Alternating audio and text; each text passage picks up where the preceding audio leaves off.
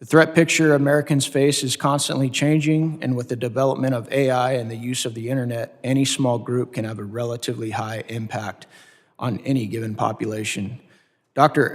Aaron Zellen, I know you've written about online mobilization of foreign fighters, and to counter that, the U.S. has taken some steps through blacklisting some terror groups from posting online. According to Adam Hadley, the executive director of Tech Against Terrorism, who gave an interview to Wired magazine, big tech platforms have worked hard to create databases of known violent extremist content known as hashing databases, which are shared across platforms to quickly and automatically remove such content from the internet. Are any of the witnesses familiar with the industry term hashing sites? Yes, I am. Or groups to create a censorship database to prevent bad actors from spreading misinformation from terror groups. My question is this: how would you recommend the committee evaluate the balance between freedom of speech and the need to protect the public from terror groups using AI to conduct deepfakes? That's a good question. Thank you for raising it. I would judge it in two ways. The first one is whether the deepfake poses an immediate threat. In some cases, deepfakes can be created, designed specifically to incite. For example, we've seen deadly riots overseas based on Quran desecration. Something like that would have a purpose of trying to incite. In cases like that, I think that legislative efforts are important.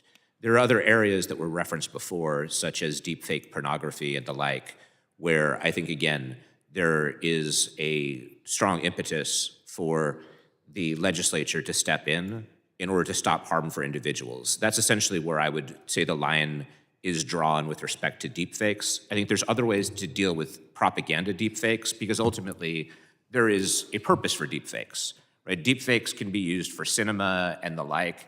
There's a reason why people create them. They're not just pure harm, but harm to the individual, I think, is the area where the legislature can come in and should be able to have a strong hand. Thank you. Dr. David Garstein-Ross, extremist groups are becoming more tech-savvy. Former Google Chief Executive Officer Eric Schmidt highlighted his worry during a February 13th, 2025 hearing with the BBC. He said there is extreme risk posed by AI development that could harm innocent people. In his opinion, countries like Russia, North Korea, and Iraq have ulterior motives and could misuse emerging technologies for their own purposes. My question is the correct balance for the tech companies and government that take into account the need for freedom of these companies to develop AI and the government's interest in protecting the public from deepfakes and AI-generated images that stir panic?